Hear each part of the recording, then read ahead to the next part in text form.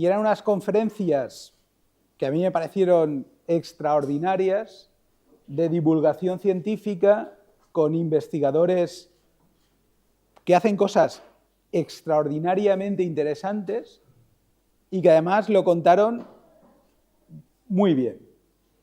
Y esas conferencias las organizaron entre la Dirección General de Investigación e Innovación de Salud, de la Consellería de Sanidad, y el homólogo de la Consellería de Universidades, Mariola Penedès y Rafa Sebastián. Y tuvieron una idea que a mí me pareció muy interesante, como dicen aquí, muy yanqui, y es invitar a los predocs de las universidades valencianas para que les ayudaran en la organización del acto.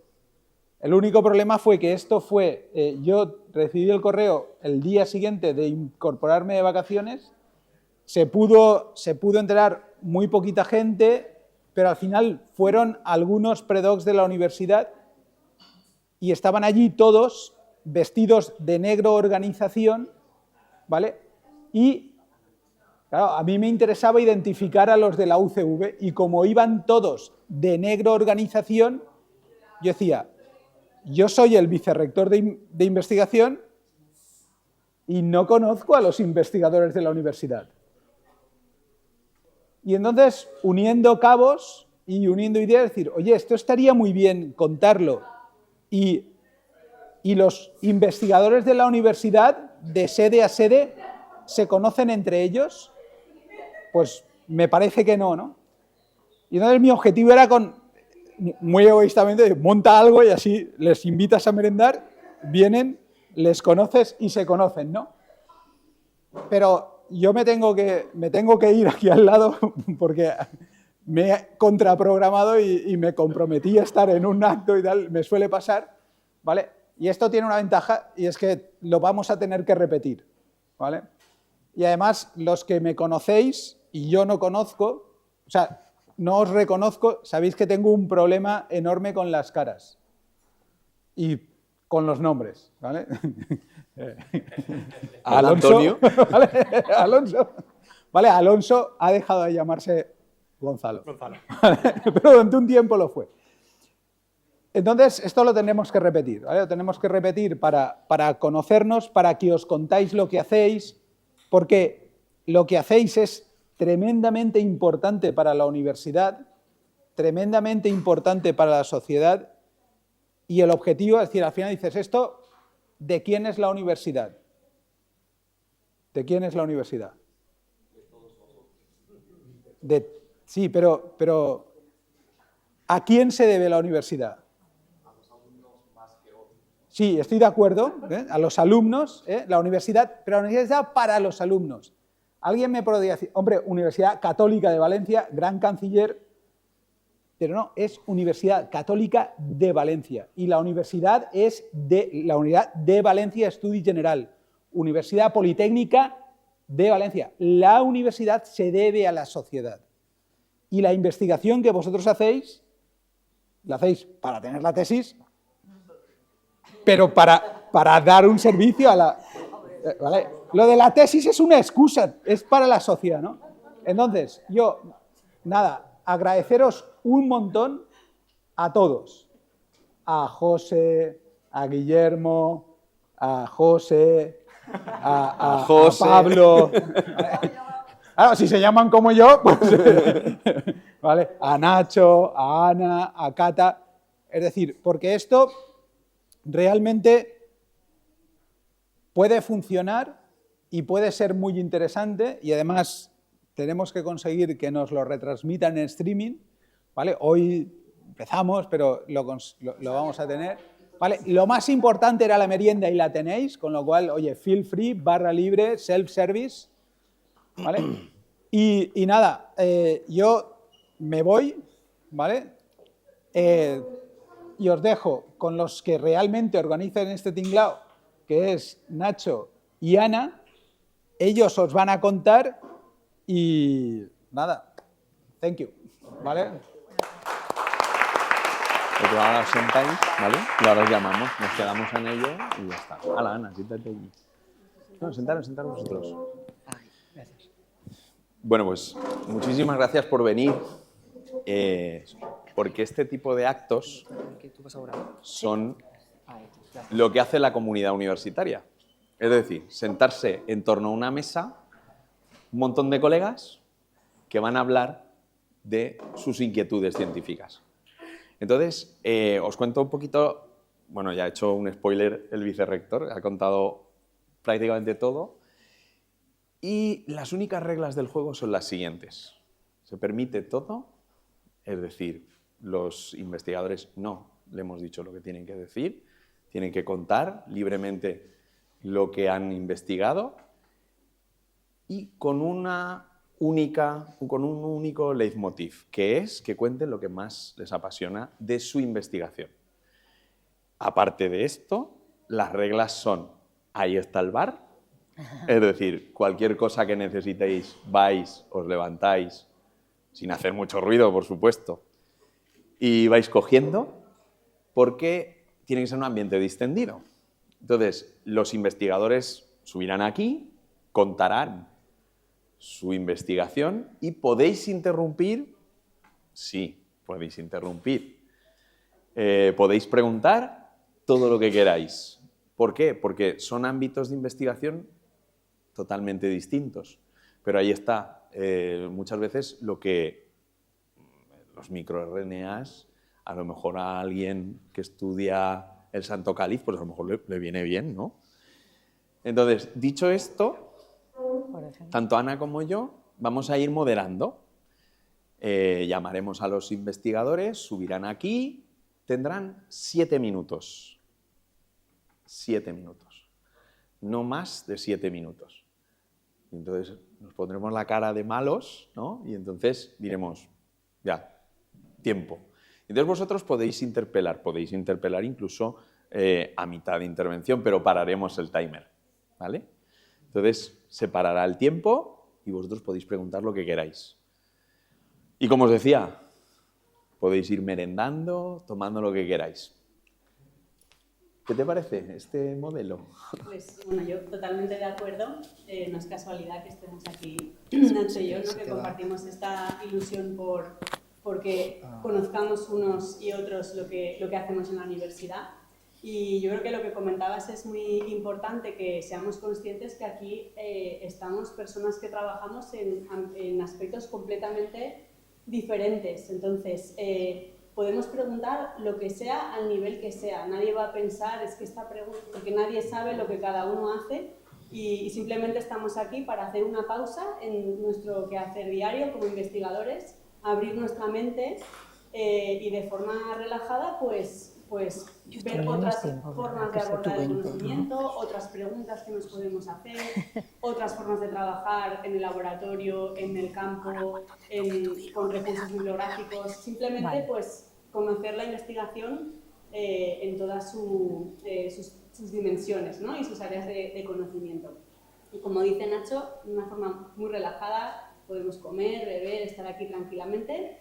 Y luego también yo quería añadir a lo que había comentado Nacho, que es muy importante, y además me alegro mucho porque estoy viendo alumnos que están estudiando los grados, ¿no? En estos momentos, que estemos aquí no solo de diferentes áreas de conocimiento, sino de diferentes niveles de formación. Estudiantes de primero, de segundo, estudiantes de doctorado, postdocs, investigadores consolidados, vicerrectores. Digamos que podemos no solo compartir áreas de conocimiento o proyectos de investigación, sino también vivencias y formas de ver las cosas desde cada uno, su estado vital o académico en cada momento. Así que bueno, yo creo que podemos empezar. Pues va a empezar... bueno, la primera intervención... Claro, las chuletas. Claro.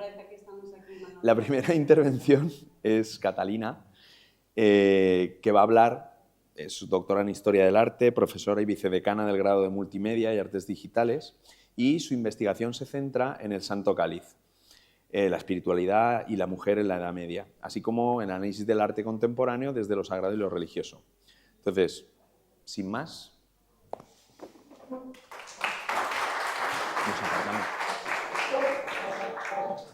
¿Me quedo solita? Sí, sí, pero estamos aquí, ¿eh? No, el timer no te preocupes que... A mí me habían dado un poquito más de tiempo. Bueno. Bueno, buenas tardes y ante todo, bueno, pues muchísimas gracias al Vicerrectorado de Investigación, a Chema, a Esther, por la invitación. La verdad es que me sorprendió, porque soy como una intrusa aquí en el campo científico, pero me hacía especial ilusión. Cuando nos pidieron el título de la ponencia, yo le puse que suena muy bien, pero creo que es bastante real, porque si hay algo que me ha movido a la hora de investigar durante todos estos años, que son 30 ya, ha sido la pasión por lo que era la investigación. Bueno, yo soy Catalina Martín, soy doctora en Historia del Arte, profesora de Historia del Arte y vicedecana, como decían, del grado en Multimedia y Artes Digitales aquí en la Universidad Católica. Defendí mi tesis doctoral hace 25 años en la Universidad de Valencia y es una investigación, porque sigo investigando desde entonces lo mismo, sobre la reliquia del Santo Cáliz de la Última Cena que se conserva en la Catedral de Valencia. Como os decía, llevo investigando este tema 30 años y sobre todo lo más importante o al lugar al que he llegado es el hecho de ir descubriendo una documentación que me ha permitido construir un relato que, por así decir, rompe con la dinámica que se venía defendiendo de cómo había llegado la reliquia del Santo Cáliz aquí a Valencia desde Jerusalén y se venía defendiendo, como os decía, desde el año 1550, o sea, durante 500 años se ha defendido siempre esa hipótesis y descubrí unos documentos que me permitieron construir un relato que, por así decir, cambió la historia, lo cual pues me hace especial ilusión y estoy orgullosa de poder decir que he podido cambiar la historia y que he construido la historia, ¿no? dentro de lo que es nuestro campo. Pero este proceso, que como os digo empezó hace 30 años, no ha sido fácil, no ha sido nada fácil, porque como romper las dinámicas, que son muy cómodas, o la inercia, que es muy aburrido, es bastante complicado, pero bueno, es es lo más apasionante, ¿no? de la investigación. Y durante todos estos años lo que me ha movido a investigar o lo que ha motivado toda esta investigación ha sido una búsqueda de la verdad, una curiosidad por todo lo que iba saliendo a mi paso y sobre todo una pasión por aquello que estaba investigando, ¿no? por esa construcción de la historia. Quizá si mi motor no hubiese sido la pasión o la curiosidad o la verdad, y yo hubiese sido más estratégica, quizá me habría ido un poco mejor. Pero porque en mi campo, sobre todo en el campo de la historia de las reliquias, de la historia del Santo Cáliz, ¿no? que es un tema muy, muy gordo, muchas veces la estrategia está reñida con esta pasión, ¿no? con esta pasión por la verdad. La primera pregunta que me hago cuando me proponen esta charla es ¿por qué empecé yo a hacer una tesis? Entonces, la verdad es que yo no lo busqué, no estaba entre mis planes hacer una tesis doctoral o dedicarme a la investigación, pero se me propuso, se me ofreció cuando acabé la carrera de Historia del Arte, se me ofreció una beca de la Consellería, de la Dirección General de Patrimonio y de la Cofradía de la Hermandad del Santo Cáliz para hacer una investigación sobre el Santo Cáliz y, bueno, por un lado, quizá un arrojo juvenil, ¿no? Un desconocimiento de lo que era el mundo de la investigación, el miedo también a pensar que quizá estudiar un grado como el de Historia del Arte pues no iba a tener muchas salidas y entonces esto podía ser una salida. O la valentía, ¿no? también que uno tiene a los 20, 21 años, me hizo decir que sí. Y bueno, yo creo que ha sido pues, este arrojo, esta valentía y este desconocimiento lo que me ha ido acompañando durante todos estos años en la investigación y lo que me ha permitido ir sosteniéndome durante todos estos años en la investigación. Porque, o sea, yo no he traído ningún PowerPoint, pero he traído lo que fue mi tesis doctoral en el año 2005 y lo que ha sido mi última publicación en el mes de septiembre de este año, de 2025. O sea, 20 años de diferencia entre una publicación y otra, en el que me han pasado muchísimas cosas y en el que han cambiado muchas cosas y, como os decía antes, no siempre es fácil, ¿no? Entonces, pues ese arrojo juvenil, ese desconocimiento, pues ayuda bastante. Para una tesis de historia, lo primero que hice fue analizar la bibliografía, o sea, todo lo que se había escrito hasta este momento sobre el Santo Cáliz. Como os digo, se empieza a escribir sobre el Santo Cáliz en el año 1550 y desde entonces hay bastante continuidad casi hasta la actualidad. Dentro de todo eso que yo busco y dentro de todo eso que yo leo, siendo como es el tema de investigación una reliquia como es la copa que usa Jesús en la última cena, ¿no? El Santo Cáliz, pues os podéis imaginar que me encuentro de todo, muchísima fantasía, bastante malo y poco bueno de lo que se había escrito hasta ese momento, porque hay mucho mezclado, ¿no? Por un lado me encuentro mucho del Grial, por otro lado me encuentro mucho del Rey Arturo, de Indiana Jones, ¿no? Y entonces ahí pues había que poner orden, porque estamos hablando de una investigación universitaria. Entonces lo primero que tienes que hacer es tratar tu tema de investigación con una seriedad y con un respeto, ¿no? como que dirija todo el tiempo tu trabajo. Una vez trabajo toda esa bibliografía y pongo orden, sobre todo en mi cabeza, de todo lo que hay, me dirijo a las fuentes primarias. Entonces me voy a los archivos, al Archivo del Reino de Valencia, al Archivo de la Corona de Aragón, al Archivo Histórico Nacional, y entonces empiezo a buscar primero que esos documentos de los que hablan aquellos de los que yo me he leído sus libros, pues existen y están, que en muchas ocasiones hablan de documentos o de referencias que no existen, y a buscar documentación nueva. Y cuando empiezo a buscar esa documentación nueva, empiezo a notar como una primera presión, ¿no? Una presión que viene por dos vías. La primera es que cuando recibes una beca o tienes una ayuda, ¿no? del Ministerio, de la Generalitat o un mecenas, no sé, cualquier figura que, por así decir, está financiando tu investigación, se tienen unas expectativas sobre ti de que vayas a encontrar algo, ¿no? Entonces tú te puedes pasar horas, semanas y meses en un archivo y no encontrar nada, y vives con muchísima presión el hecho de que no aparezca como ese documento que va a permitir, ¿no? saber más sobre el Santo Cáliz. Eso lo viví con muchísima presión, porque hay muchas veces que los documentos pues, no existen o no los encuentras, es bastante complicado.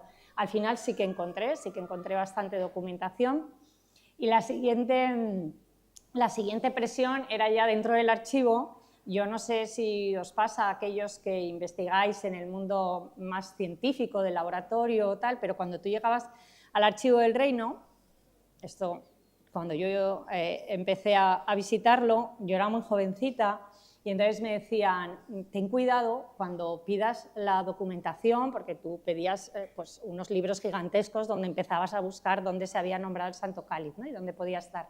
Cuando pidas la documentación, no digas de qué estás investigando, porque si tú pones que estás investigando sobre el Santo Cáliz y está el archivero sobre el Santo Cáliz o sobre San Vicente Ferrer, o sea, en esta ciudad, en Valencia, hay como unos temazos que generan muchísimo interés.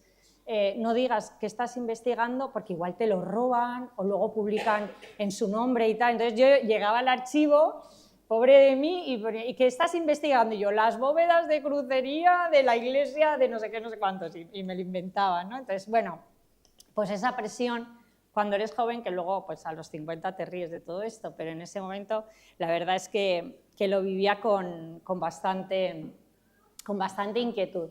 Y luego ya, una vez has hecho esa búsqueda bibliográfica, una vez has hecho esa búsqueda de los archivos, llega el momento de la contextualización y, por así decir, de la construcción del relato, ¿no? Al final los documentos, sobre todo hoy, en las investigaciones más actuales, ya no tanto hace unos años, pero en las investigaciones actuales no se espera que tú hables solo del dato, sino que ese dato construya, ¿no? se introduzca en un contexto y construya un relato. Entonces, eres tú el que va construyendo ese relato y para eso era muy importante también que cada uno de los documentos que encontraba le pudiese hacer muchas preguntas, ¿no? O sea, si el rey pide esta reliquia, ¿por qué la pide? ¿En qué contexto? ¿Qué era lo que le motivaba? ¿Qué era lo que buscaba? ¿No? Era como cada uno de los documentos era mirado y revisado y analizado en la totalidad. Y eso sí que te permite ya pues, hacer como construir ese relato. Entonces ya uno defiende su tesis, ¿no? cuando acaba.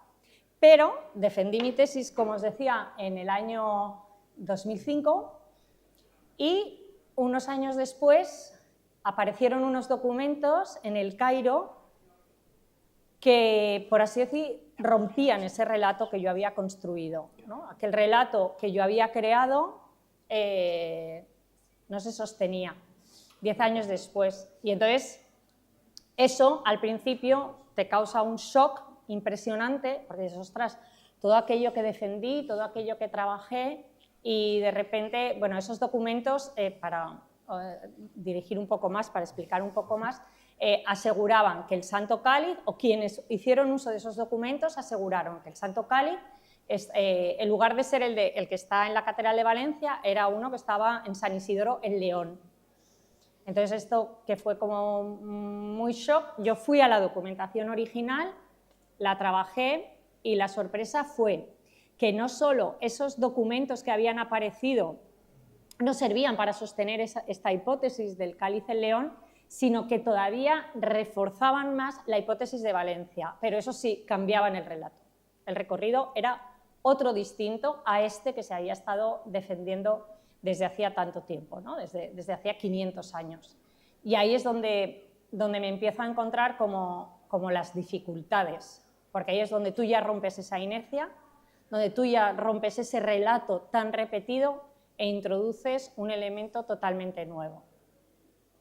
Y bueno, junto con... Es que no sabía si me queríais preguntar algo o no, porque si no, yo pero, sigo, que tengo... No, pero fíjate, una cuestión que estábamos preguntando, nosotros venimos del campo de la investigación biomédica. Entonces, cuando estabas contando lo de la tesis doctoral y estabas hablando de hay unas expectativas, hay una financiación, esto es lo que nos pasa en investigación biomédica constantemente. Hay un proyecto que te dan, una justificación del dinero que tienes que gastar, hay un IP que te mira por encima del hombro diciendo ¿y esto ha salido?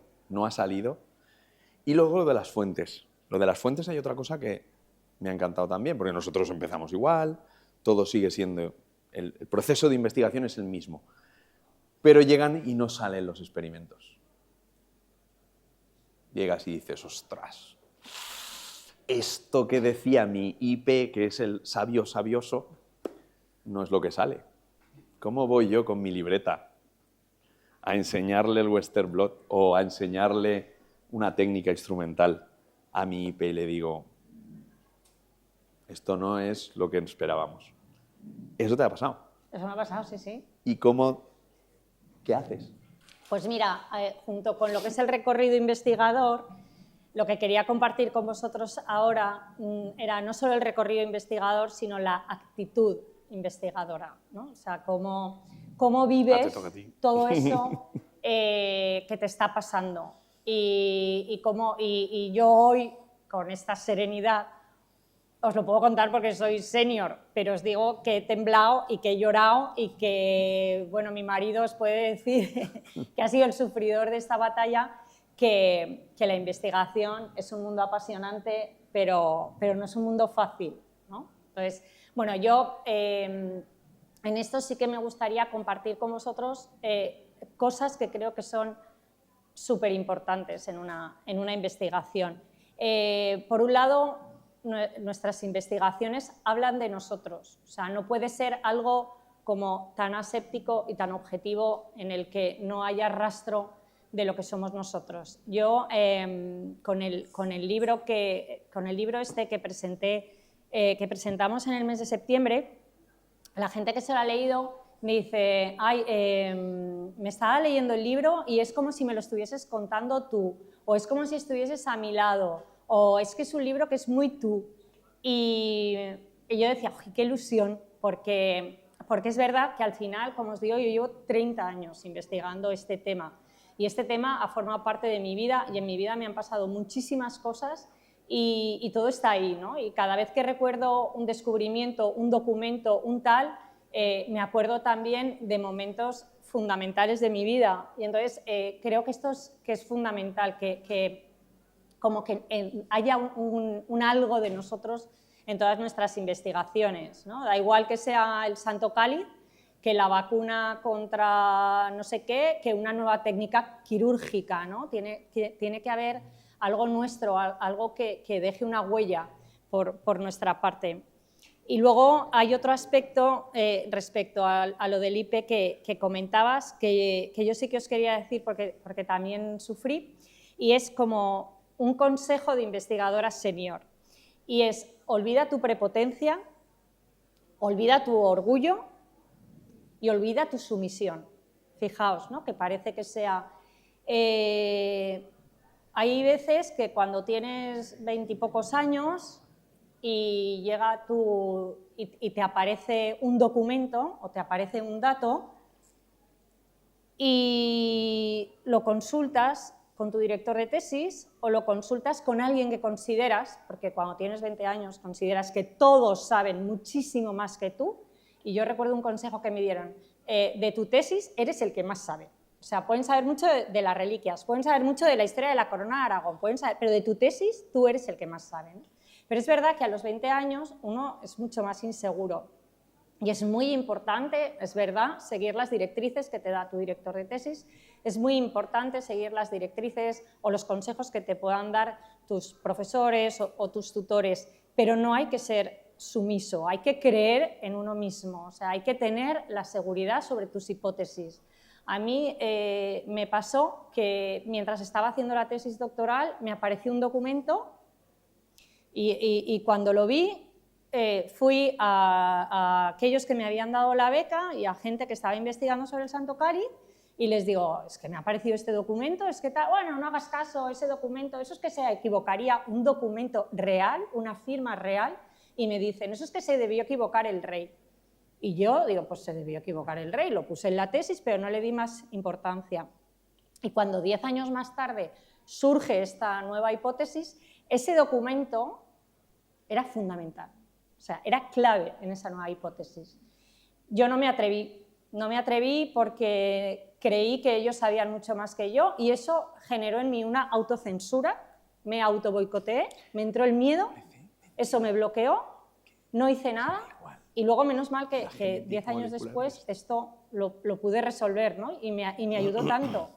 Pero hay que, si tenéis una intuición o tenéis una hipótesis, haced caso, sí, pero no seáis sumisos, ¿no? O sea, no os autoboicoteéis, seguid esa intuición, porque probablemente os llevará a algo y porque además vosotros vais a aportar vuestra mirada sobre aquello que estáis investigando y vuestra mirada es vuestra, única, irrepetible y maravillosa. O sea, yo no podía mirar la reliquia del Santo Cáliz o la historia del Santo Cáliz de la misma manera que un señor que en el siglo XIX lo estaba investigando metido en no sé dónde.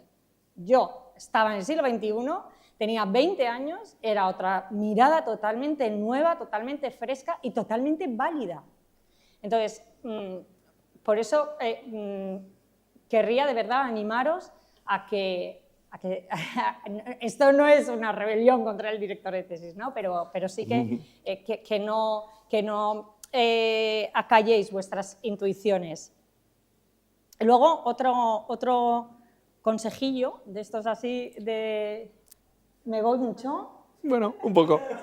Bueno, va, pues alargo. Sobre todo porque igual hay preguntas, ¿no? ¿Hay preguntas? ¿Alguna pregunta? Sí, bueno, no queremos... Es corta, es más que nada preguntarte por el tema de los archivos, porque por ejemplo, los que hemos hecho un doctorado en ciencia buscamos en bases de datos en internet, en el PubMed, encuentras el paper, sacar la información, pero claro, el ir a un archivo, tener que estar mirando y que a veces vas al archivo y no encuentras lo que quieres, ¿sabes? Entonces me parece un proceso donde tienes que lidiar más con la frustración, ¿no? Sí. He hecho un viaje hasta otra ciudad para ir a un archivo y no he encontrado nada de lo que yo quería para mi tesis. Porque para nosotros es muy fácil, enseguida si una base de datos aparecen otras, ¿sabes? Y si no, en SciHub o cualquier medio, conseguimos los papers de cualquier manera. Pero siempre me ha llamado mucho la atención en las tesis de historia, antropología o cuando se tiene que ir a archivos, es decir, madre mía, esta persona ha estado tirando el hilo pensando que aquí va a haber algo importante y después me doy un porrazo de la cuerda. Entonces, como que tienes que tener mucha resiliencia, ¿no? Y mucha tolerancia. Mucha.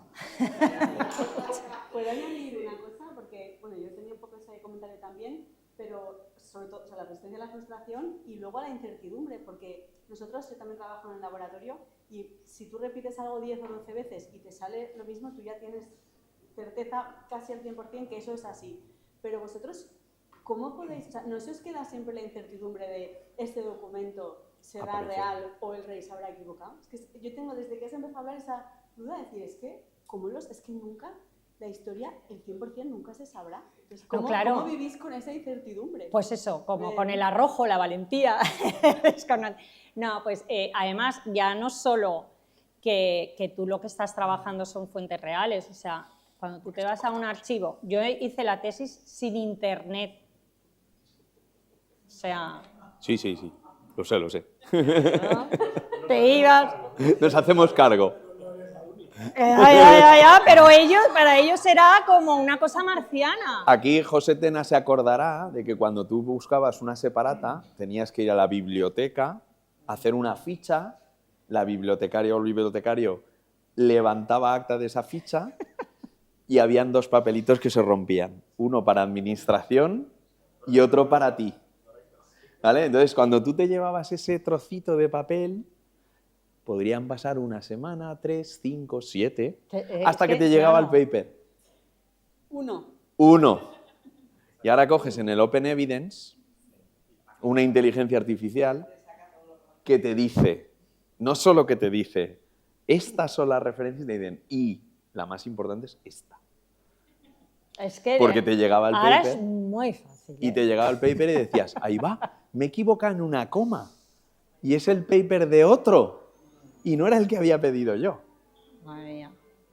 Bueno, No, estos que están haciendo un acto aquí al lado, ¿eh? O sea, yo llegaba al archivo, me iba a vivir a Barcelona un tiempo y me encerraba en el archivo de la Corona de Aragón, entonces tú pedías todas las cartas que había escrito el rey a lo largo de ese año. Entonces tú te las lees todas en paleografía y en valenciano del siglo XV y entonces buscas si en algún momento él ha pedido una reliquia o ha pedido el Santo Cáliz y vas buscando y pidiendo pues, libro tras libro. De hecho, muchos de los datos que encontré para la tesis han sido en el Mestre Racional, que eran los libros, las facturas donde se pagaba la persona que se encargaba de traer las reliquias desde Barcelona a Valencia. Entonces, por el pago del traer estas reliquias, o sea, que es todo como muy analógico.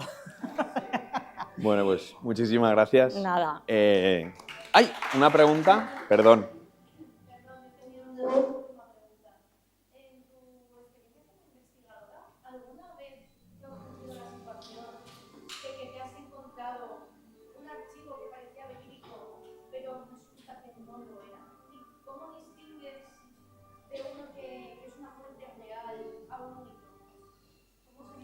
A ver,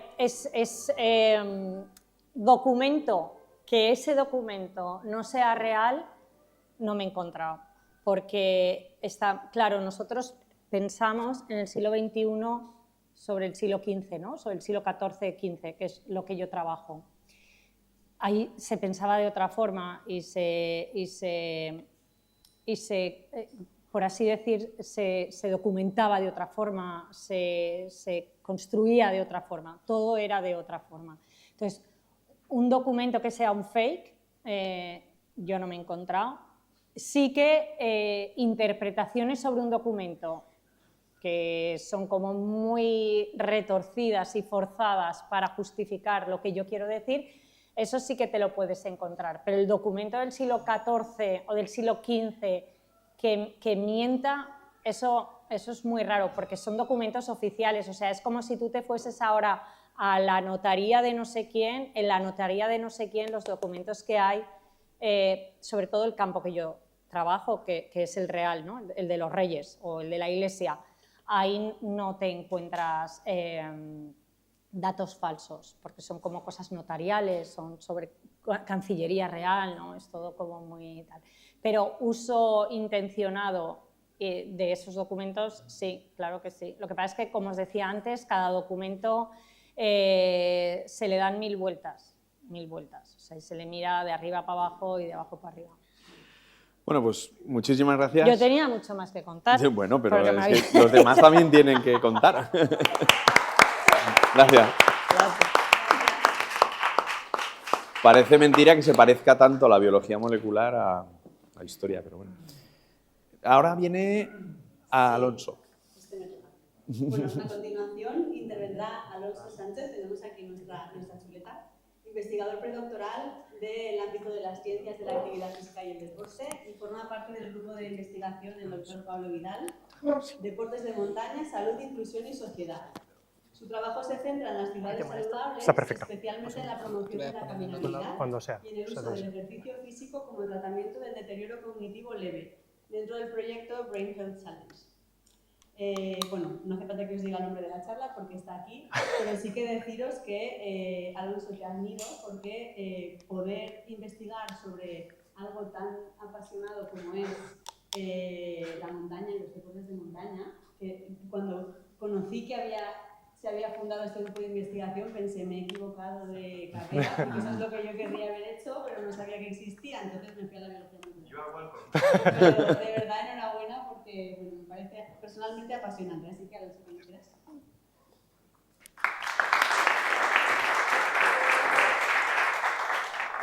Pues María, siento decepcionarte, porque no está directamente relacionado con la montaña, pero bueno, me quedo con las palabras buenas. El PowerPoint tiene. Sí, vale. Bueno, por lo menos caminar, ¿no? Sí, caminar sí. También suena bien. Claro. Ahora me han dicho que abra aquí. ¿No? ¿Sí? ¿No? Creo que sí. ¿Abajo? Escucho una voz que me dice abajo. Ahí.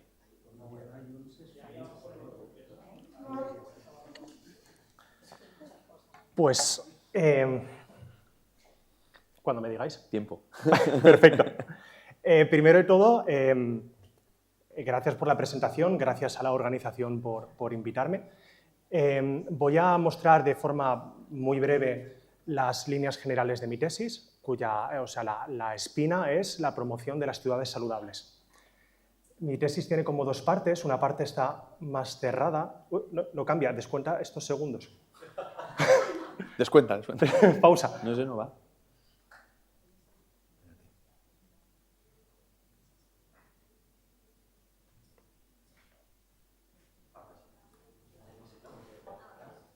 Ahora parece que va un poco lento, pero sí. Vale, va al revés. O sea, tienes que darle... Parece que está en la última. Sí. No, es que está en la última. Vale. Vale. Pues, lo dicho, la primera parte está más cerrada y va sobre la caminabilidad. Podemos entender la caminabilidad como la medida en la que el entorno predispone a la población a caminar de forma casi inconsciente. O sea, no es una decisión del todo voluntaria, sino que es una decisión que juega en el plano del placer. Una forma muy fácil y muy visual de entender la caminabilidad es esta imagen que veis aquí, que es una captura de pantalla de un vídeo que hicimos, en el que se ve que si comparamos la primera imagen con respecto a la última, eso es un entorno más caminable que el de abajo. No solo es una acera más ancha, es una acera que está en buen estado, es una acera que tiene poco tráfico, en la imagen de abajo hay 2 filas de coches. Tal vez conocéis esta calle, no está muy lejos de aquí. Un carril está reservado al transporte público, el otro solo es por vehículo privado. Entonces, son muchas cosas que favorecen un entorno placentero para que la población camine. Y nos interesa que camine, porque actividad física es salud. Entonces, esta relación entre caminabilidad y actividad física está muy estudiada en norte de Europa, Estados Unidos y Australia, pero no está tan investigada en Valencia, un entorno, o sea, un contexto cultural mediterráneo, un contexto urbanístico distinto, y trajimos esto aquí. Entonces, comparamos 4 barrios de la ciudad de Valencia, los categorizamos por caminabilidad, y estos son algunos de los resultados. Como podéis ver, el primero hace referencia al transporte en coche. Las gráficas de abajo hacen referencia al transporte caminando. Ayora, que es el barrio que es más caminable, presenta menos minutos de uso de coche, minutos a la semana, y más minutos caminando, que es el segmento que está más abajo y más arriba. Y la relación es perfectamente proporcional. San Marcelino, SM, que es caminabilidad media, presenta menos caminando, más en coche. Fuente de San Luis y La Torre, más en coche, menos caminando. La imagen de la chica caminando no es casual, caminando con el perro, digo. Y es que en el estudio vimos que hay una relación brutal entre tener un perro y ser la persona encargada de pasear al perro con la actividad física. O sea, es el predictor que más se disparaba, más allá de género, educación y todo el resto. Esta parte es la que he dicho que está un poco más cerrada. El siguiente punto relacionado con las ciudades es el cuidado de la salud cerebral de las personas mayores, porque en ciudades, colectivo de personas mayores puede ser visto incluso como un colectivo vulnerable. Estas personas tienen distintos frentes abiertos en su vida, que es una menor capacidad física, una menor actividad física, aislamiento social, soledad no deseada, neurodegeneración, por decir unos cuantos, son muchos más. Todos estos son independientes, pero se interrelacionan entre ellos y se potencian.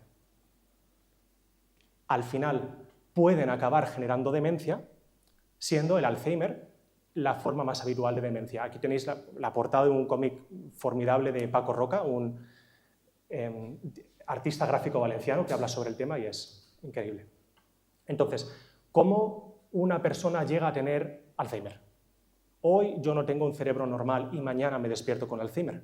Esto es parte de un proceso en el cual hay una etapa intermedia que se llama MCI, o deterioro cognitivo leve. En este momento es en el cual mi cerebro, en MCI, enseña los patrones de probablemente acabes desarrollando demencia, ya hay unos patrones que se siguen, pero estamos a tiempo de A, estabilizarte, B, recuperarte a la cognición normal. Esto es menos probable, pero es probable.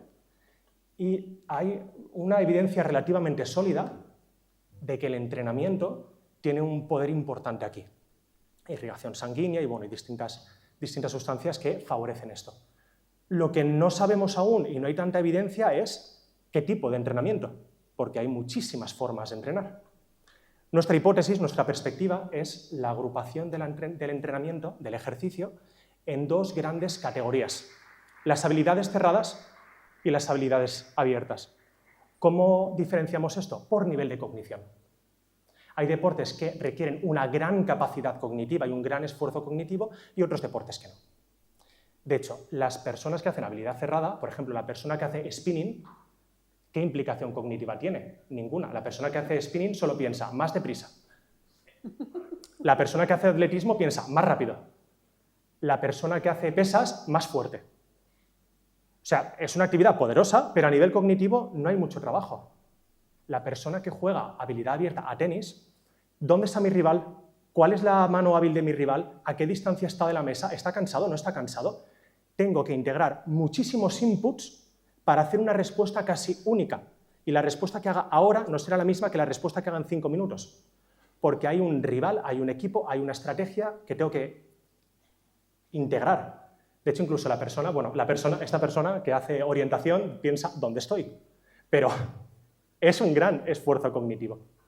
Entonces, la hipótesis que tenemos, que estamos barajando y que queremos integrar es que a igualdad de intensidad, a una persona que tiene deterioro cognitivo leve va a disfrutar de mucho más beneficio si practica un deporte, si se le trata con un deporte de habilidad abierta que de habilidad cerrada.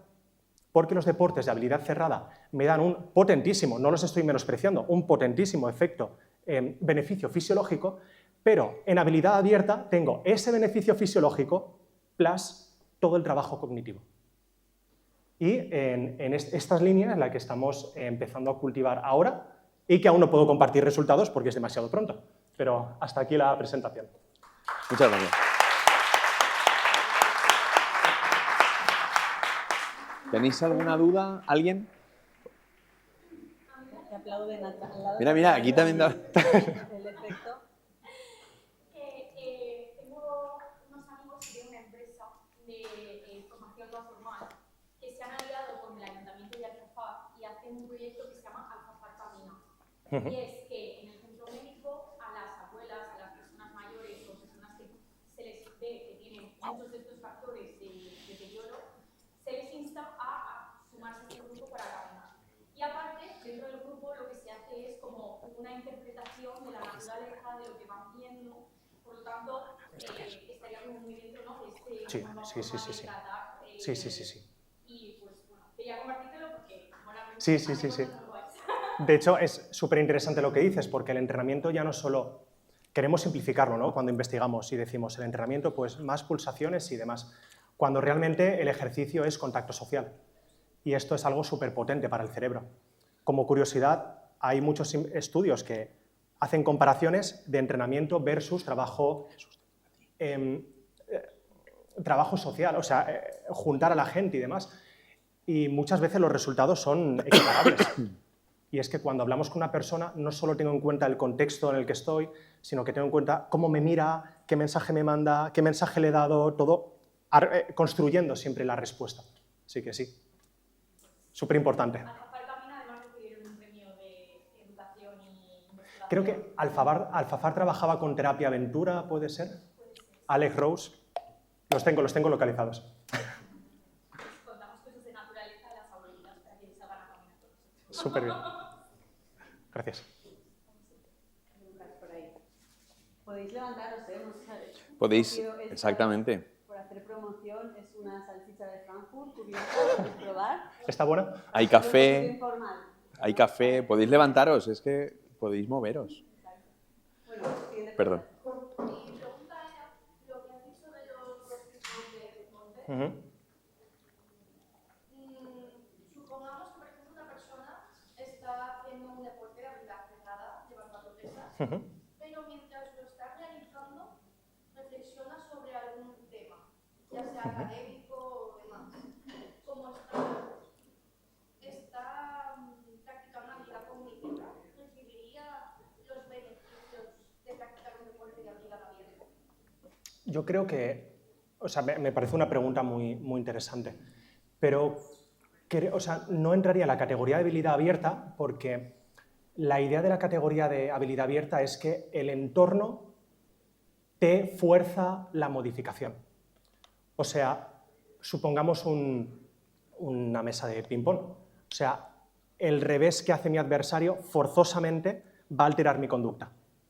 Cuando estoy haciendo, se me ocurre boxeo ahora mismo, si el otro se me acerca mucho, automáticamente mi respuesta puede ser o alejarme o acercarme. O sea, la idea es que el entorno va a modificar tu conducta. Cuando esta persona que me comentas que está haciendo pesas está pensando, realmente él gestiona tanto la carga de pesas como hasta dónde lleva su pensamiento. Entonces, sí que puede haber algún tipo de efecto, pero no sería una habilidad abierta. Y como otro punto, creo que además uno sería limitante del otro. O sea, en algún momento negarías uno de los dos para profundizar realmente en el trabajo del otro. Muchas gracias. José Gallo. Por curiosidad, Sí. ¿a partir de qué intensidad o duración tiene el caminar un beneficio fisiológico medible?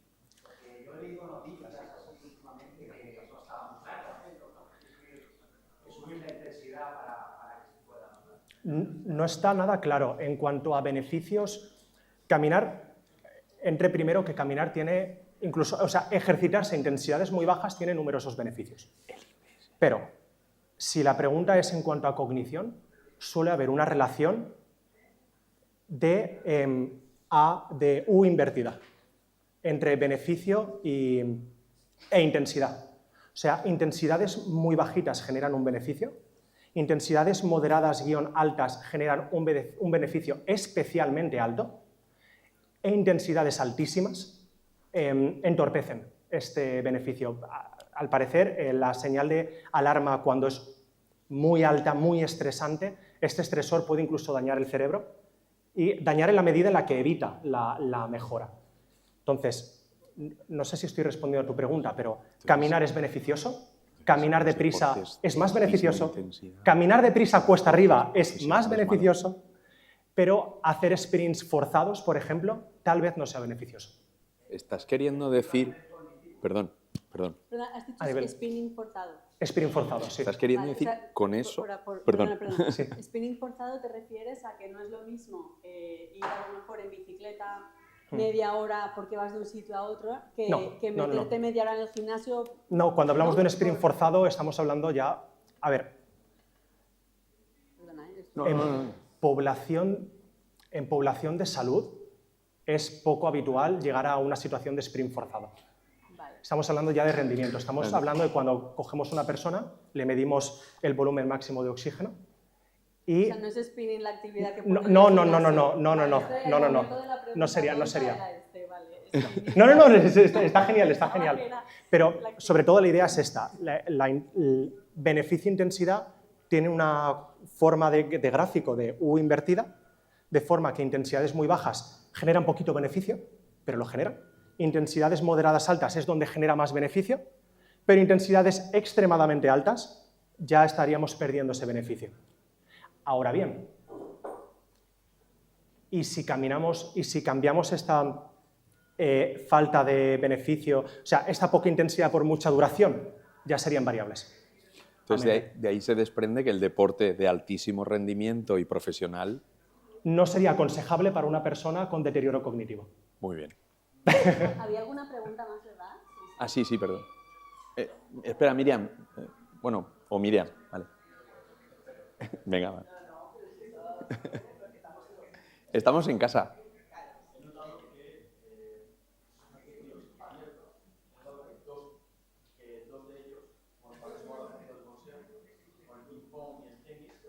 Son deportes que casi siempre tienen implícito la competencia. Estás compitiendo con otra persona.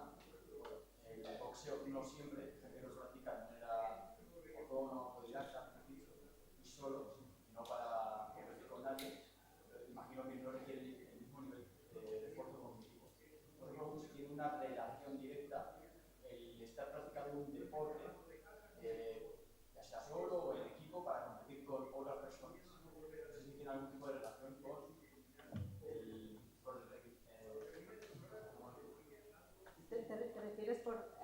¿Te refieres a si es importante competir o lo importante es estar interaccionando con otra persona? Aunque no fuera a nivel de competición.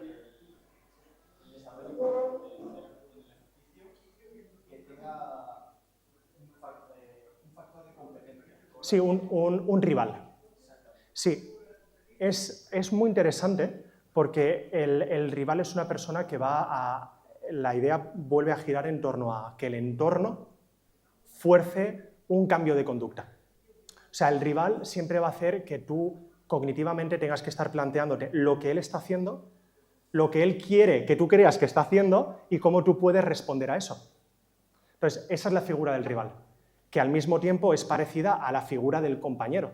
O sea, yo me tengo que comunicar de forma muy rápida con el compañero, entender lo que el compañero me está transmitiendo para poder vencer al rival. O sea, va más allá de corro, va más allá de levanto peso. O sea, es levanto peso, pero tengo que estar pensando, o tengo que correr y tengo que estar pensando. O sea, hay un trabajo cognitivo de base que está siendo constante.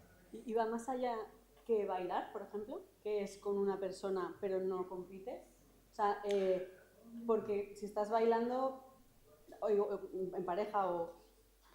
Claro. Digamos que tienes que adaptarte, pero no es ese sentimiento de competición, ¿no? Claro, que es lo que a lo mejor te reta más y te hace más adaptarte con... O sea, a nivel cognitivo es más... Pero, por ejemplo, cuando... beneficioso.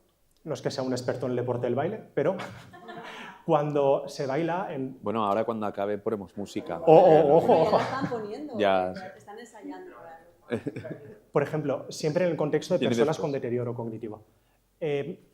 Cuando se enseña una secuencia de baile, hay una parte importante que es, tengo una parte importante de propiocepción, entiendo dónde está cada parte de mi cuerpo, entiendo tiempo y espacio, tengo que mover cada parte de mi cuerpo a un ritmo en un momento concreto, coordinarlo con mi compañero y a nivel de memoria episódica recordar durante el tiempo del baile todas las partes de la secuencia. Es decir, no es necesariamente, no es condición necesaria que haya un rival. La idea, el concepto es que haya un entorno que te vaya imponiendo un tal. Sí que es cierto que con el baile no se modifica la respuesta, pero de todas formas sí que tendríamos este patrón cognitivo. Vale, la última pregunta, Miriam.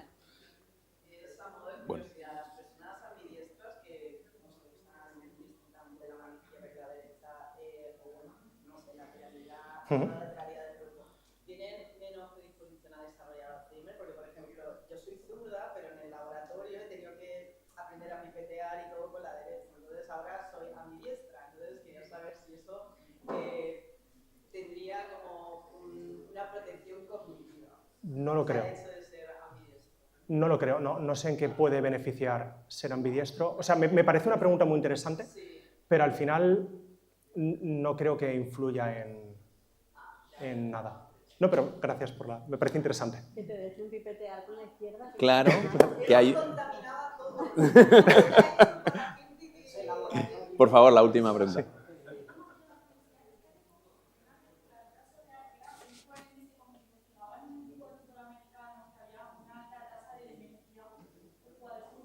Bueno, pero eso es por los golpes.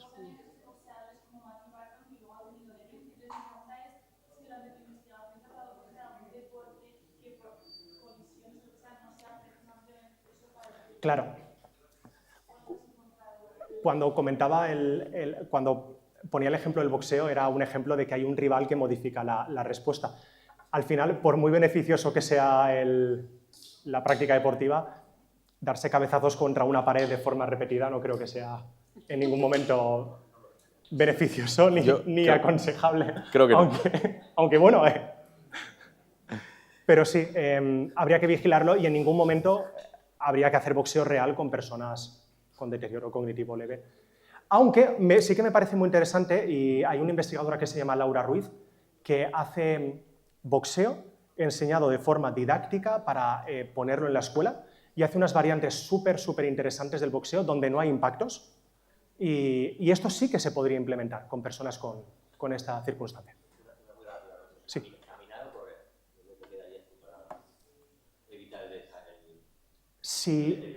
Si tienes la capacidad suficiente para correr. Si tienes la capacidad suficiente. Porque estaríamos dentro de esa intensidad media-alta. Claro, el estrés. O alta en momentos puntuales. Digamos que más estrés, no. Menos estrés hasta que tengas Claro. una actividad suficiente. Claro, sí. Bueno, pues muchísimas gracias.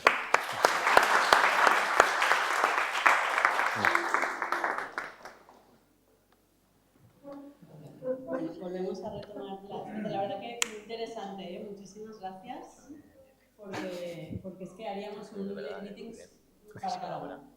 Bueno, el siguiente ponente, Jesús Ignacio López, es investigador predoctoral, graduado en biotecnología por la Universidad Católica de Valencia. Me di clase, estoy muy contenta de presentarte, me he pedido yo, digo, Yo también le di clase. es verdad, bueno, pues nos hemos peleado. Hemos hecho un boxeo. Sí. Bueno, máster en bioinformática por la Universidad de Valencia, donde obtuvo el premio extraordinario al mejor trabajo fin de máster. Cuenta además con un máster en formación del profesorado, que además me acuerdo de hablar, ¿no? Un poco de la vocación que tenías docente. Actualmente realiza su doctorado en la UCV dentro del grupo de expresión génica e inmunidad, dirigido por la doctora Lisa Oltra, y su investigación se centra en la búsqueda de biomarcadores en enfermedades postvirales, con un especial foco en la bioinformática y el análisis de datos. Y nos va a hablar sobre mecanismos de respuesta a la activación de retrovirus endógenos. Así que,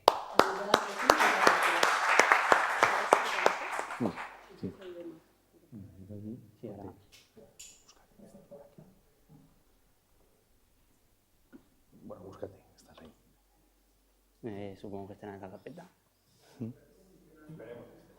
Sí, está. Estará. Aquí. Ahora tenéis 5 minutos cada uno, ¿vale? Como hemos ido... No. Pero aún hay catering, ¿eh? Lo digo porque no tiene que sobrar nada. ¿Esto funciona? Sí, perfecto. Fenomenal. Bueno, en primer lugar, muchas gracias por la presentación. Creo que es la primera vez que me presentan para dar una charla, así que estoy muy orgulloso, un poco nervioso también, pero bueno. Buenas tardes a todos. A mí me gustaría hablaros un poco sobre lo que hacemos en nuestro laboratorio, que nosotros nos centramos más en biología molecular y sobre todo en el análisis de la inmunidad y la expresión de genes. Y en este caso, bueno, la charla, como ya han dicho, se titula Mecanismo de respuesta a la activación de retrovirus endógenos, pero principalmente va a ir sobre cómo buscamos virus que están detrás de la encefalomielitis miálgica, también denominada síndrome de fatiga crónica. Dentro de nuestro grupo de investigación trabajamos sobre diferentes enfermedades, pero una de ellas es la encefalomielitis miálgica, conocida también como síndrome de fatiga crónica, la cual es una enfermedad debilitante y a veces incapacitante, que afecta mayoritariamente a las mujeres y tiene una sintomatología tiene muchos síntomas, entre deterioro neurológico, alteraciones inmunológicas, disfunción autónoma, problemas respiratorios y gastrointestinales. Básicamente es como si cuando pillas una gripe, esos síntomas de que estás que no tienes ganas de levantarte, de moverte, pues es un poco eso, pero de forma crónica. Y una de sus características principales es el síntoma denominado PEM, que es básicamente, por sus siglas, que los síntomas estos empeoran tras realizar un esfuerzo físico o mental.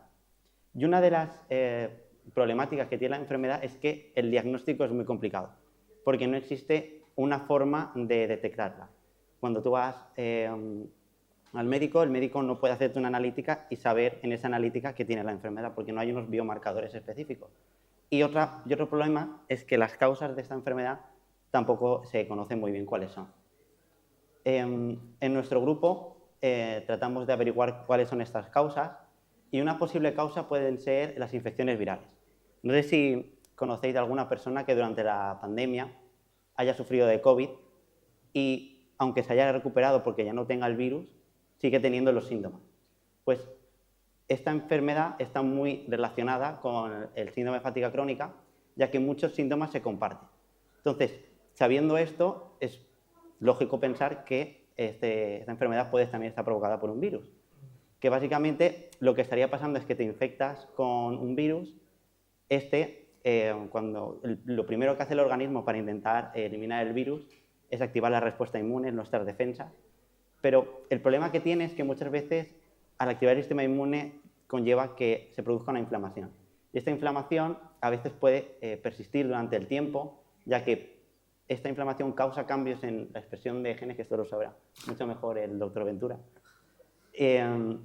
Y todos estos cambios se pueden retroalimentar, porque, por ejemplo, se hipotetiza que pueden activarse unas secuencias denominadas retrovirus endógenos, los cuales son unas secuencias virales de unos virus que nos infectaron hace un montón de tiempo, que todavía permanecen con nosotros, y al activarse podían estar retroalimentando esta inflamación. Y aunque tu cuerpo elimine el virus, esta retroalimentación puede estar manteniéndose y seguir teniendo los síntomas. Entonces, es muy importante para nosotros analizar esta inflamación y analizar también el sistema inmune, en concreto la inmunidad innata, que es esa primera barrera que tiene el organismo para defenderse.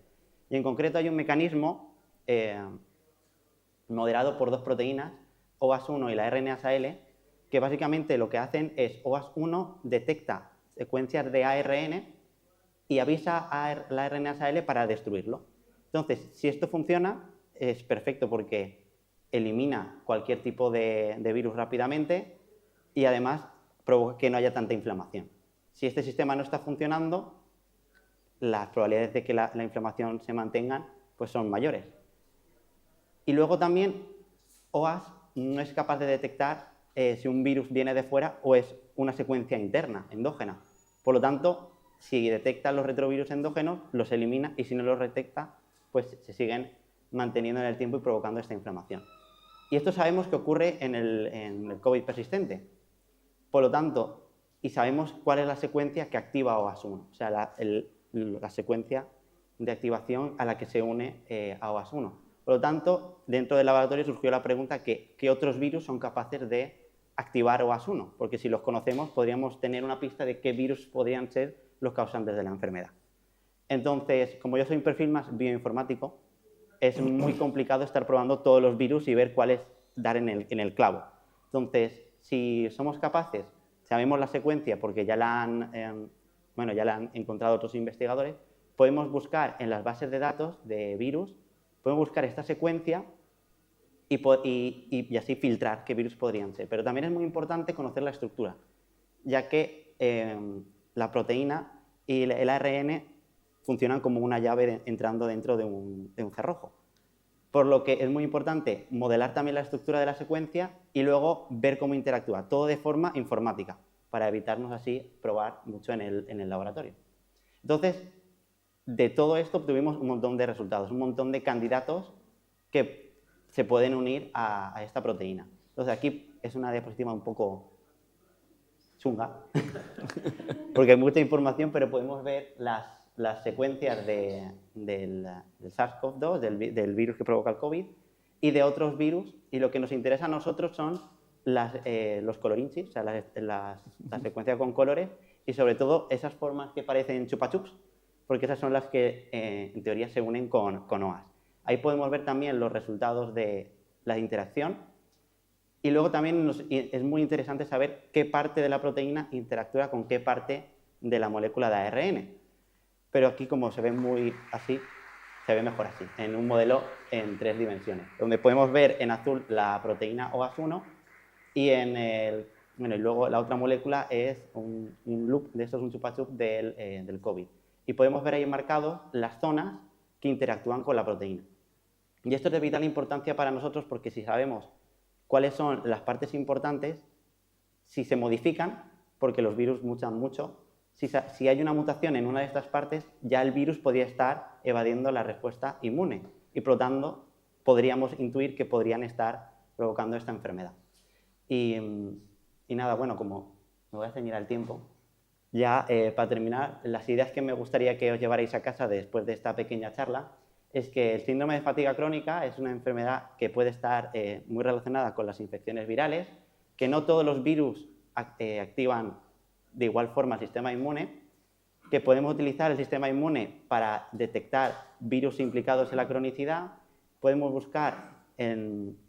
utilizar los modelos informáticos para encontrar los desencadenantes de la enfermedad, que la bioinformática nos permite filtrar y no estar realizando tantos experimentos en el laboratorio y abaratar costes y todo lo que eso conlleva, y además que conocer estos virus nos puede ayudar tanto a encontrar una estrategia para el diagnóstico, para terapia y también para prevenir.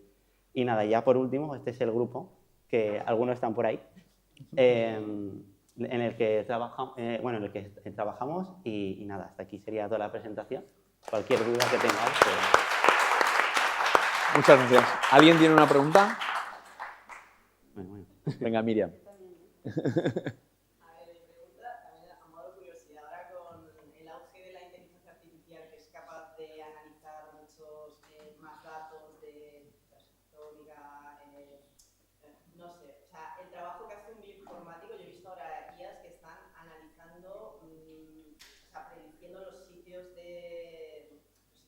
que estaba diciendo, pero con una velocidad abismal. Y esto es que los bioinformáticos se os puede reemplazar un poco por esto. A ver, es una buena pregunta, pero yo esa pregunta siempre la contesto de la misma forma. Para poder hacer esos modelos necesitas un informático. O sea, necesitas saber cómo funcionan las proteínas, necesitas saber de física, necesitas saber de un montón de cosas y luego necesitas programar el programa de la inteligencia artificial. Y la IA no deja de ser una herramienta. Claro, y luego también necesitas a alguien que ejecute el programa y sepa cómo funciona. Entonces, claro, y luego alguien que interprete esos resultados. Mira, para contestarte a la pregunta, Miriam, hay una imagen que es un hombre de Cromañón, ¿vale? Con un bastón enorme y un ordenador con una IA. ¿Le sirve algo a ese hombre de Cromañón? Pues no. Entonces, no deja de ser una herramienta. La IA va a ser una cosa que nos agiliza a la hora de escribir un correo o a la hora de, por ejemplo, el AlphaFold 2, no sé si lo conocéis, ya va por la versión no sé cuánto, que consigues plegar una proteína en nada y ahora volvemos otra vez a hablar de cuando nosotros investigamos en el laboratorio. O sea, nosotros para hacer una estructura que luego pudieras ver por rayos X, tardabas semanas, meses en una superficie de mica para que luego llegue a rayos X y eso era lo más. Y a lo mejor tenía 15, 20 aminoácidos, no tenía más. Y eso, bueno, con un cristal que se resolvía más o menos. Hoy en día eso no, pero evidentemente la IA te va a servir, te va a ayudar, no te va a quitar el trabajo la IA, te va a quitar a alguien que maneje mejor la IA que tú. Esta es la cuestión. Totalmente de acuerdo. Nada. No. Oye, me alegra muchísimo que hables muy bien de inmunología, me encanta. La idea es que hay una infección vírica que activa esta respuesta del organismo. Mi pregunta es si hay alguna relación con cuánto tiempo dura esta infección en tu cuerpo con si se desarrolla esto o no. O sea, si cojo COVID y me curo en 3 días versus tardo 15 días. Sí, tiene relación, ya que lo que estaba comentando es que esta vía que he explicado de estas dos proteínas, si se activa, ya se ha visto, eso ya está documentado en artículos, que al activarse el tiempo de recuperación es mayor que si no se activa. Por lo tanto, sí que guarda relación en el que más tiempo con los síntomas puede llegar a provocar esta cronicidad en los síntomas, aunque el virus ya no esté, porque el sistema inmune es capaz de eliminar el virus, lo que pasa es que esta inflamación se mantiene en el tiempo y es la que provoca todos estos síntomas de fatiga, como si estás cuando lo pillas, que estás en la fase aguda, que tienes, pues eso, que estás cansado, te encuentras encamado, que muchos pacientes están así. Puede llegar a ser muy incapacitante la enfermedad porque literalmente se sienten como si estuvieran, pues eso, contagiados en ese momento, pero no lo están. Entonces sí que guarda relación que cuanto más tiempo estés con los síntomas, estés con la infección, más probabilidad tienes de sufrir. Pero está todo súper en investigación aún porque no se conoce del todo. Ana tiene. Tengo una pregunta, es que una cosa que has comentado me ha dejado aterrorizada, porque cuando hablas de retrovirus endógenos, estamos hablando de virus que a lo mejor en la época del Santo Cáliz infectó a nuestros ancestros. Incluso más. Y aún los tenemos y de repente se activan. Sí. Entonces, claro, el porcentaje de retrovirus que podemos tener en el genoma es elevado. Entonces, sí. Estamos hablando de que es una infección puntual que activa esos virus o que a veces pensáis que a veces pueda ser directamente que ha habido esa activación, aunque no sé si sabéis mucho porque como hay tantos virus no sé si se va a saber nunca si has entrado en contacto con uno con otro, pero bueno, ¿cuál es la idea que...? O sea, los retrovirus endógenos, para que nos tengamos perspectiva, son desde... nos infectaron igual hasta los neandertales, o sea, son virus que nos infectaron hace un montón de tiempo y actualmente representan el 8% del genoma. Sí, que es mucho. Todo porque las secuencias codificantes son, o sea, lo que realmente produce proteínas son 2%, ¿no? Sí, es poquito. Pero... Es 4 veces más. Pero sí que se ha visto que, por ejemplo, en el COVID persistente, sí que la cuestión está en que estos retrovirus endógenos normalmente no codifican ningún tipo de proteínas, porque han pasado mucho tiempo y simplemente están en el genoma, se pueden activar, se puede crear un microRNA de él, pero ese microRNA nunca se llega a leer. En algunos casos, por ejemplo, en uno que se llama ERFW, sí que es ERFWN, que significa que codifica para una proteína de la envoltura.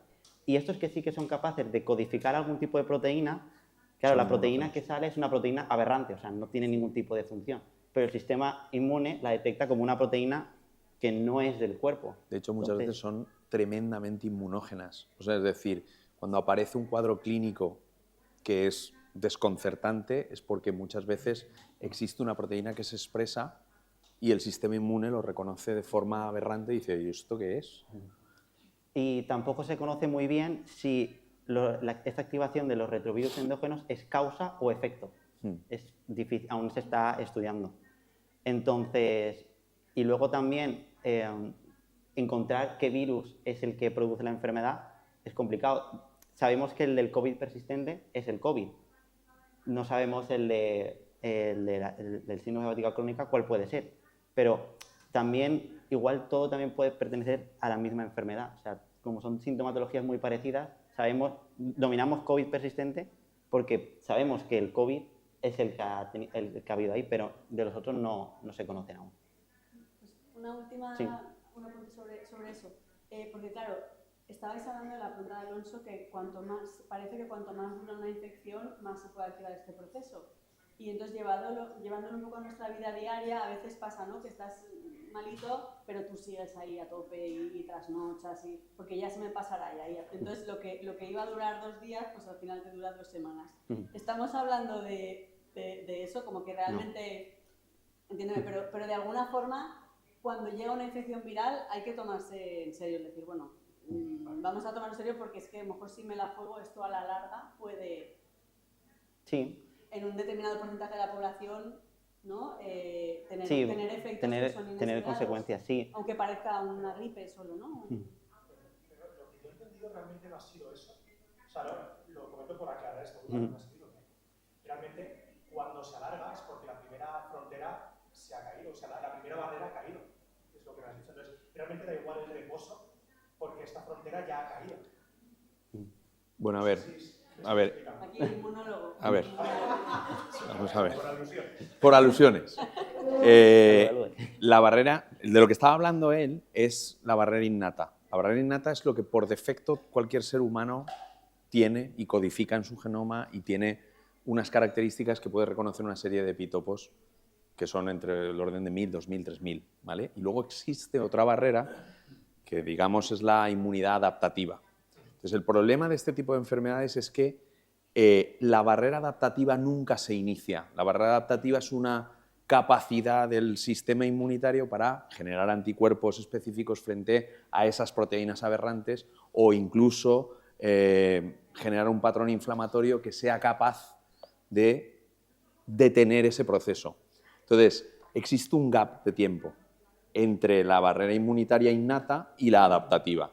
Este tipo de patologías ocurre que nunca se activa la barrera adaptativa. Son como los 3 primeros días de la gripe. In eternum, ¿vale? Sí que es verdad que existen, es verdad que se están buscando, esto lo comentábamos con Elisa muchas veces, se están buscando autoanticuerpos contra determinadas estructuras en la enfermedad que trabajan ellos y nunca, no se han encontrado.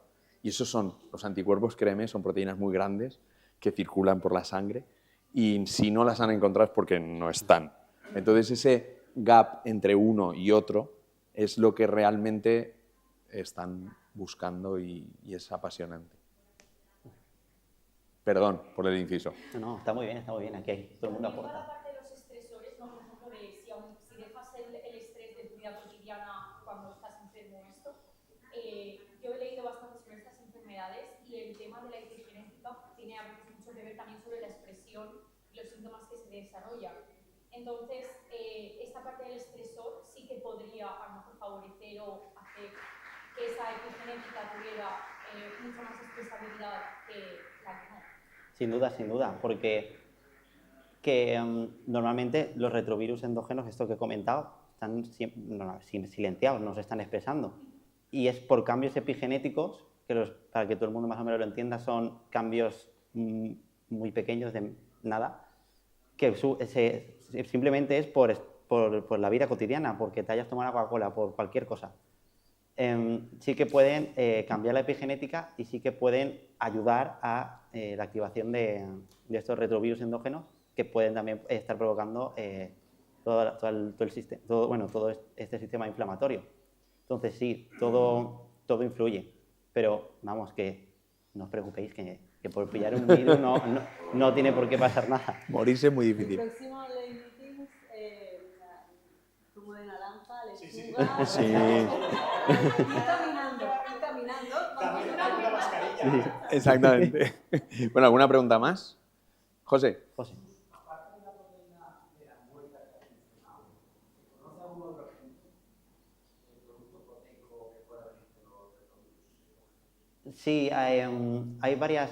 Normalmente, los retrovirus endógenos que se conozcan, está ERF-K, ERF-W, que principalmente suelen expresar, luego una vez se transcriben, suelen expresar proteínas pequeñitas como de la envuelta y también algunas veces de la cápside de los virus. Pero aparte de ERF-K y ERF-W no se conocen muchos más. Seguramente los haya, pero no se conocen. Aplauso, ¿no? Muchas gracias.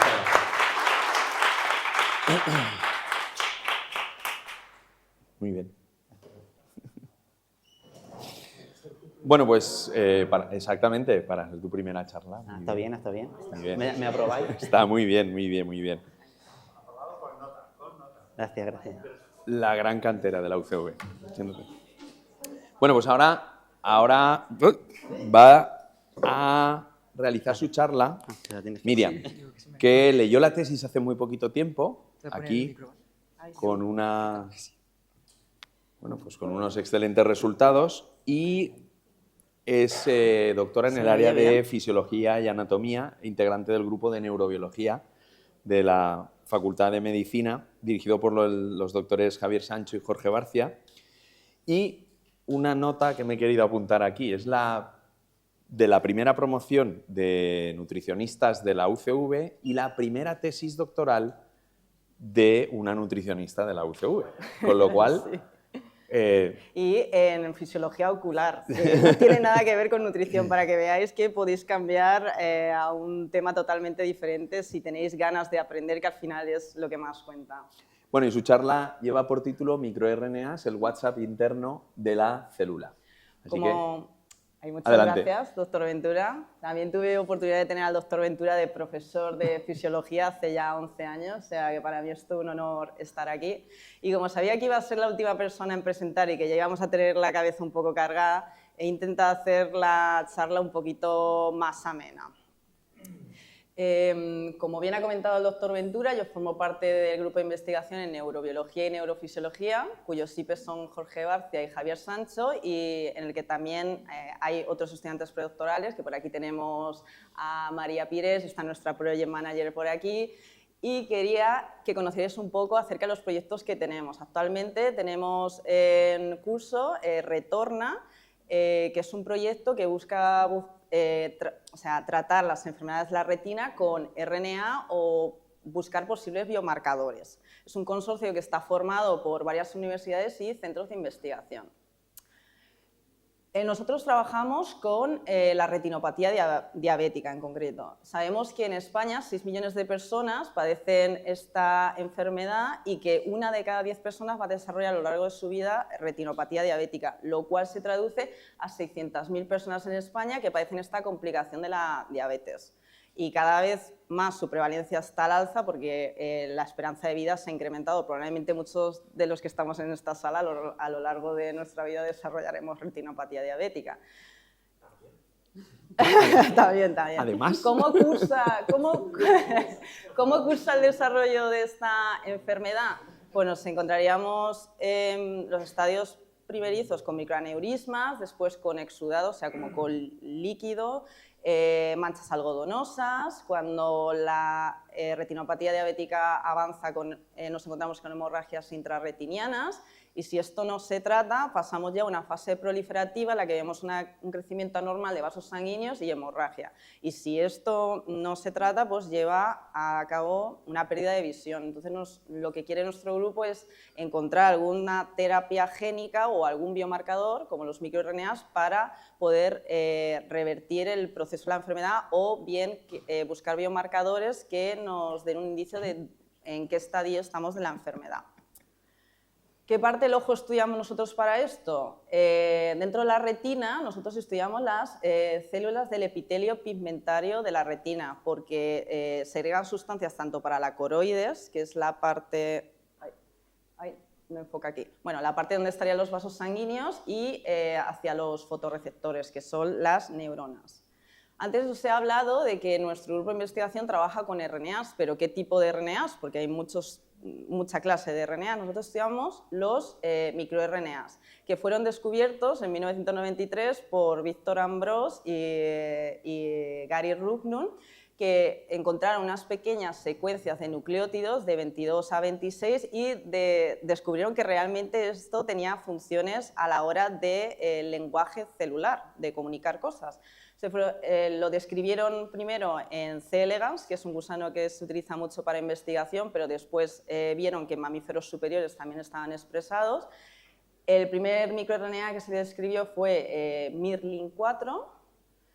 Esto les llevó a plantearse si el 98% del ADN era basura, ¿no? Que cambia un poco el paradigma de lo que se venía pensando en los años 70, 80, de que todo el genoma codifica proteína. Y claro, también dijeron, oye, aquí tenemos unas pequeñas moléculas que no se traducen a proteína, pero que realmente tienen una función. Y 31 años más tarde, en 2024, les dieron el premio Nobel en Fisiología y Medicina. Les ha costado que se lo dieran, pero finalmente se lo han dado. Para que veáis que estas moléculas sí que orquestan un poco la sinfonía del cuerpo. Nosotros elegimos el MIR205 5P. No me preguntéis por qué les ponen esta nomenclatura, porque son todos un poco difíciles de aprender. ¿Por qué lo elegimos? Porque se conserva muy bien a lo largo de diferentes especies, se expresa en tejidos epiteliales, y antes os he dicho que nosotros estábamos estudiando las células del epitelio pigmentario de la retina. Su presencia fue descubierta por primera vez en el ojo en 2006 y sabemos que viaja encapsulado en vesículas extracelulares, que ahora os explicaré para los que no estéis relacionados con el tema de biología celular, qué son las vesículas extracelulares.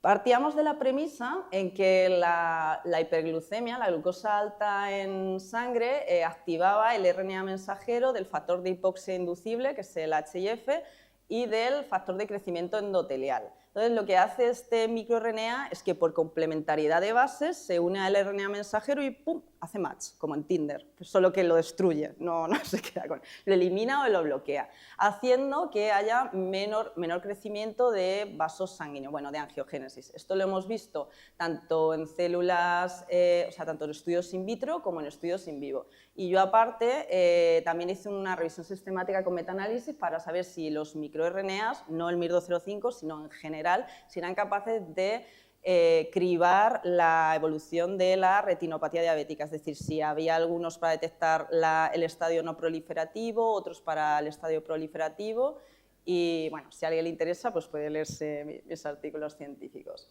Aparte, sabemos que estos microRNAs se encapsulan en vesículas extracelulares. Cuando hay un estrés fisiológico, las células se comunican, no hablando, porque obviamente no hablan, pero segregan estas pequeñas nanosferas que dentro pueden encapsular microRNAs. Como son tan pequeñitos, os he comentado que tienen 20 a 22 nucleótidos, pues se encapsulan perfectamente y se ha visto que hay transferencia de este material genético entre las células, especialmente de microRNAs.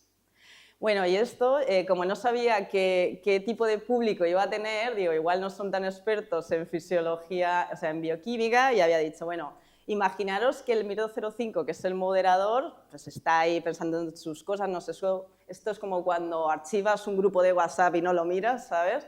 Y de repente se está liando parda, ¿no? Con el factor de hipoxia inducible, con el factor de crecimiento endotelial. Y cuando el MIR205 se da cuenta, oye, esta gente la está liando parda, vamos a excluirlos de aquí, que se traduce en que cuando tenemos este microRNA activo hay una comunicación celular equilibrada, y cuando este microRNA está desregulado por las concentraciones altas de glucosa, pues lo que tenemos es un crecimiento anormal de vasos sanguíneos y... un crecimiento exacto, anormal. Y como conclusiones, me gustaría que os llevarais a casa que el MIR205 es capaz de regular el crecimiento de vasos sanguíneos en modelo de retinopatía diabética, tanto de estudios in vitro como in vivo. Y esto es una pregunta que me hubiera gustado que me hubieran hecho el día que defendí la tesis, si no me la preguntaron, y os la lanzo yo para que penséis si pensáis que estos pequeños fragmentos tan pequeños se pueden utilizar para terapia génica. Entonces, si hay alguien que se atreve a preguntar esto, me gustaría, o sea, a responderlo, me gustaría que se animara. Y... No despertáis, pero podría ser, con todo el tema de la epigenética y demás, sí que se podría... Hay evidencia. Mira, te voy a... No, perdón. Le toca luego a Ana. Vale, voy a contestar a tu pregunta, porque yo pensaba también que sí, me metí a Clinical Trials, que es un portal donde se registran todos los ensayos clínicos y no hay ningún ensayo clínico registrado con microRNAs. ¿Por qué? Porque regulan múltiples procesos simultáneamente al mismo tiempo, o sea, apoptosis, angiogénesis. Entonces, yo lo comparo un poco como un director de orquesta, que hace así, pero mueve los instrumentos de viento, de percusión. Entonces, es como intentar matar a un elefante, a un tigre, a un puma con la misma bala. O sea, son... Claro, tocan muchas cosas al mismo tiempo, entonces yo lo que he visto es que hay efectos teratógenos y que realmente, aunque está claro que cumplen un papel en la homeostasis celular, como terapia génica yo lo veo todavía en pañales esto. Ahora, como biomarcadores, me parece bastante interesante de estudiarlos. Una pregunta, bueno, el microRNA ¿no era? Lin4. Lin4, sí. Justo pues era pregunta de examen, del examen que hemos tenido en la televisión. Y me he querido traer a los alumnos, pero creo que no se ha venido ninguno. Pero bueno, yo te quería preguntar que, claro, los microRNA, mi tesis doctoral fue de microRNAs también, así que me hace mucha ilusión y en aquel momento, como hablabais de cuando no había internet, ¿vale? Pues en aquel momento, cuando sí que había internet, porque yo no soy tan mayor como Nacho, obviamente, pero sí que decíamos... ¡Qué fuerte! Me ha dolido la patata. Cuando empezábamos a estudiar estas moléculas, decíamos, algún día esto se podrá utilizar como una terapia, ¿no? Esta misma pregunta al principio de los principios, cuando empezaron las técnicas un poco de secuenciación masiva de RNA, que empezaron a identificarse muchas moléculas, ¿no? Y los primeros pasos de la bioinformática, etc. Entonces, claro, los microRNAs a veces, por la estructura que tienen, regulan a varios genes a la vez, ¿no? Sí. En cambio, sí que hay otros tipos de RNAs que son mucho más específicos y que son, digamos, pueden regular digamos, no tantos genes a la vez, sino que su complementariedad de secuencia tiene que ser más exacta, ¿vale? ¿Pero te refieres a microRNAs o a RNAs un poco más grandes? A los pequeños RNAs, los siRNAs, ¿vale? Sí, los siRNAs. Yo sí que sé que para terapia ocular sí que hay algunos medicamentos que es un colirio de pequeños RNAs que se echan en el ojo, pero no son de este tipo, sino son del otro, que son un poquito más precisos. ¿vale? Y un poco más grandes también. Un poquito más grandes, sí. Entonces me pregunto, ¿se podría, sabiendo que el problema de este microRNA, bueno, o su acción es a través de este gen, ¿no? Sí, VGF y HF. ¿Se podría, basado en eso, diseñar un RNA que fuera un poquito más eficiente contra ese gen o no es suficiente? Lo importante de ese microRNA es todo lo que hace. Mira, es muy curiosa tu pregunta porque nosotros ahora lo estamos intentando ver en ratones, o sea, encapsulamos ese miRNA en un vehículo lipofílico para ver si es capaz de, en ratones, revertir el proceso de retinopatía diabética. Solo lo estamos haciendo con este miRNA que es pequeñito, tiene 26 pares de bases, o sea, 26 nucleótidos. Pero la pregunta es si puede haber uno más. Es que no sabría decirte ahora. Probablemente sí, a ver, ahora se está haciendo mucha terapia con siRNAs. O sea, pero por eso me claro. Desde luego en nuestro grupo solo estamos con... miRNA en un siRNA de alguna forma o... Es que claro, tendría que ser mucho más grande. A lo mejor el precursor del MIR205 es mucho más grande, tiene 60 nucleótidos, pero no llega... El tamaño de encapsulación es el problema. Claro. El problema también es encapsular ese microRNA que también tiene sus desafíos, ¿sabes? Pero bueno, ahí estamos. Muy interesante, gracias. Nada. ¿Alguna pregunta más? ¿Alguien más? Si es que están cansados ya. Están cansados. Bueno, pues hasta aquí hemos llegado y, bueno, muchísimas gracias. Uy. ¿No? Sí. Ah, bueno, un aplauso. ¡Y ahora me aplaude! Perdón. Bueno, hasta aquí hemos llegado. Muchísimas gracias. Bueno, tengo que dar las gracias a mucha gente, ¿vale? Entonces, voy por orden. Primero a los miembros de la OTRI que nos han ayudado bastante a organizar todo esto que estáis viendo aquí, al área científica, concretamente de divulgación, a Esther, a Maite, que está por ahí, a Víctor, bueno, no sé, a todos, ¿vale? Por supuesto al vicerrectorado, que su iniciativa, pues yo creo que es, desde mi punto de vista, ha sido un éxito, porque no pensábamos que iba a venir tanta gente.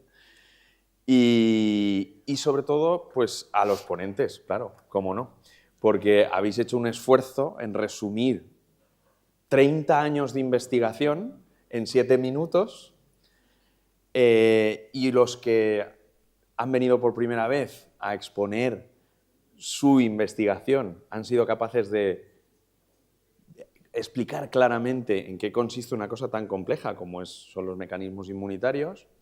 Desde el deporte ha suscitado gran interés porque es una investigación que es muy aplicada al día a día y bueno, y todos, ¿vale? Agradeceros a todos vuestra participación y además invitaros a que continuemos viniendo porque vendrán más ponentes, vendrán desde otras áreas de investigación y sobre todo que hemos intentado que haya desde el punto de vista más humanístico al más puramente estructural científico y como veis hay muchas cuestiones que son muy comunes, desde la financiación, como hemos visto, los problemas de investigación, etc. Al final nos dedicamos a la investigación y lo que decía el vicerrector, a la divulgación, porque lo que hacemos aquí no es para nosotros. Muchas veces los investigadores tenemos un ego así importante, ¿no? Y pensamos que es para nosotros, pero realmente no es para nosotros, es para los demás. Y si uno investiga para uno mismo, no va muy encaminado, ¿vale? Entonces, también os invito a quedaros y a que acabéis el catering.